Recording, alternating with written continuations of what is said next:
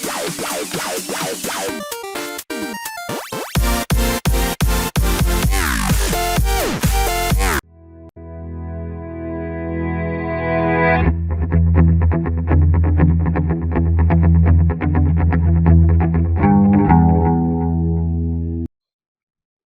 YouTube chess lovers and my friends, this is Gunjan here.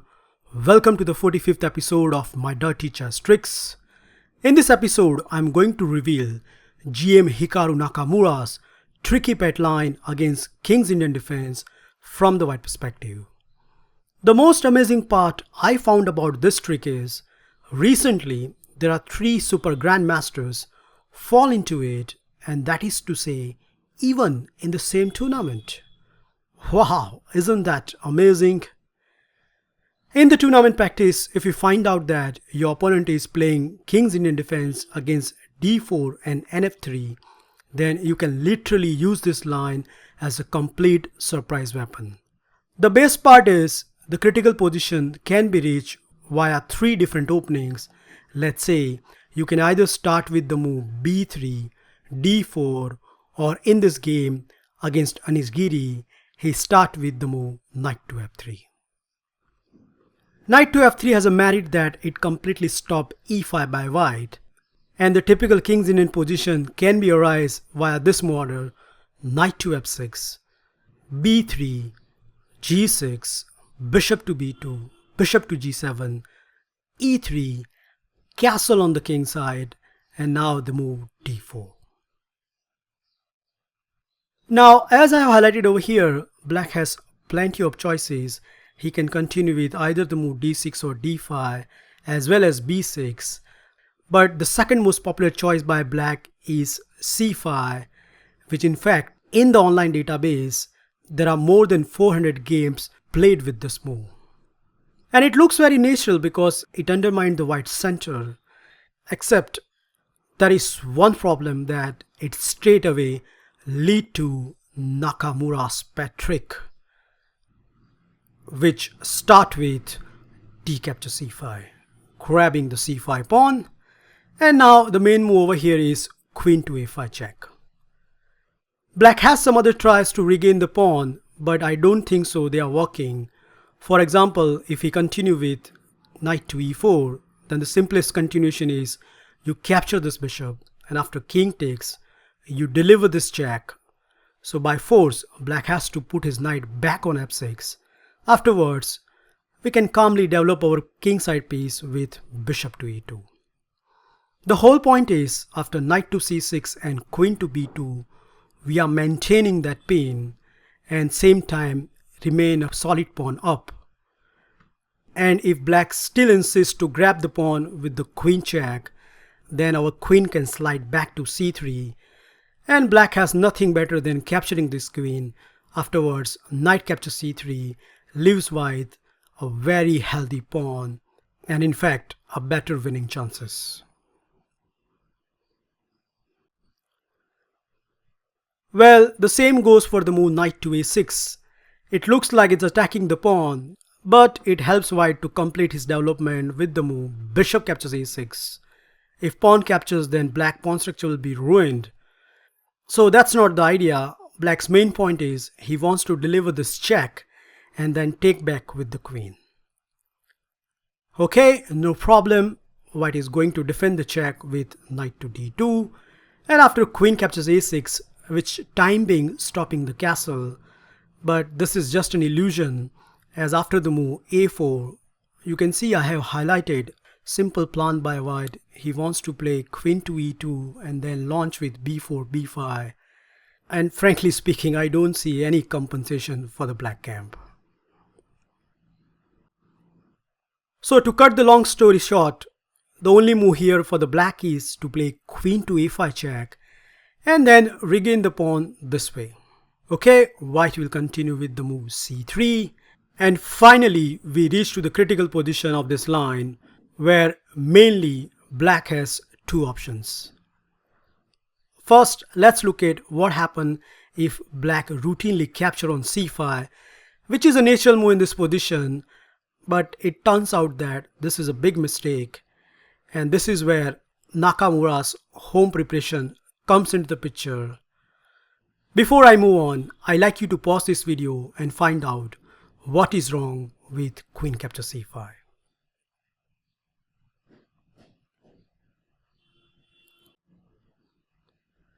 Well, I hope you do find this wonderful move. Bishop to a3, bam! So this bishop is attacking the queen, and unfortunately queen doesn't have this square of d6 and e5 to guard the e7 pawn, and that means the e7 pawn is a goner. Before I move on, I like to mention one important point that I have covered the full game in the PGN, which later on you can check it out. In this video, I am going to stop where white get the upper hand. In the first game against Mamejaro, black continued with queen to b6, which is a great deal of inaccuracy, and here white cement his advantage with bishop captures e7, attacking the rook, rook to e8, and now the very simple move, bishop captures f6, bishop captures f6, and now bishop to e2, knight to c6, and castle on the king side. So after the whole sequence, it turns out that on the 12th move of the game, white emerged with an extra pawn. And yes, you can argue that black has a bishop pair, but he also has a weak isolated d pawn, which can be the major factor in the rest of the game. From here onwards, Nakamura converted the full point within 38 moves. In the second game, his opponent, Super Grandmaster Wesley So, played an accurate move, queen to c7, and after the move bishop to e7, black has two choices. The older move, knight to e4, turns out as a big time mistake by black, and after this, in all the lines, by force, white is winning. The accurate sequence starts with bishop captures f8, grabbing the rook without any fear, and ask black to do your worst on c3. If knight captures c3 here, then the simplest move is queen to d6, attacking two spots, so black response is force. He has to capture on d6. Afterwards, we will take back, and no matter wherever this knight moves, this bishop will block the diagonal, and at the end, white will emerge with an extra piece. Well, what about bishop captures c3? More or less same story, as white is going to capture this bishop, and after queen captures c3, white has the only move, but it is more than enough to win the game, and that is knight to d2. Black doesn't have time to capture this bishop because then rook to c1 will appear on the board and black will instantly get the losing position. So the forcing sequence continue with knight captures d2. Idea is you cannot capture the knight as the rook in the corner hangs. But white has a nice intermediate move, and that is rook to c1, and no matter how well black wriggles, he cannot get out of this mess. The best he can do is give this double check, but then once again, white can fearlessly put his king on e2 and asking black, do you have enough for today? So accordingly, Wesley So rightly played the move rook to e8, attacking the bishop. But as from the last game, you know the outcome. Yup, it's bishop captures f6, bishop captures f6, and now the simple move, knight to d4. And we have the same scenario where white emerged with an extra pawn and a centralized knight, where black has a bishop pair and a weak isolated pawn, which is not a great deal of compensation for losing a pawn. Last but not least, what happens if black continue with rook to e8, which is a case of Nakamura Anishgiri. So black is becoming smart. Now he wants to capture on c5, but white says Nope, sweetie, you don't have that time, as I'm going to consolidate my pawn with the move b4, a superb pawn chain on the queen side, and after gear is queen to c7. We have a unique scenario where white has a reverse Slav gambit structure, and generally black get a very good counterplay with the move a5 and b6 if white try to consolidate his extra pawn with a3 and knight to d2. However, Nakamura shows us a dynamic way to play such position as he continue with c4. So not only this bishop is open up, but against all counterplay by black such as knight to c6 or a5, white has a very comfortable answer. So let's see it.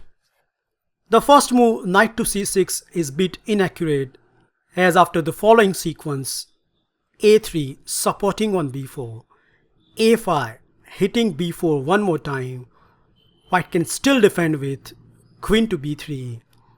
And now you understand the problem in the black camp. In order to free up this bishop, black has to somewhere down the line play the move b6 or d6, and in either case, let's say d6, white will capture this pawn, and after queen takes and the move c5. Apart from the pawn advantage, I think these positions are fun to play as a white. Okay then, how about a5, immediately hitting b4, and this is what happened in the game, but Nakamura shows us how easily he get advantage after a3, a captures b4, a captures b4, rook exchange, and after the obvious move knight to a6 attacking on b4, white if wish can continue with bishop to c3 where he is a healthy pawn up.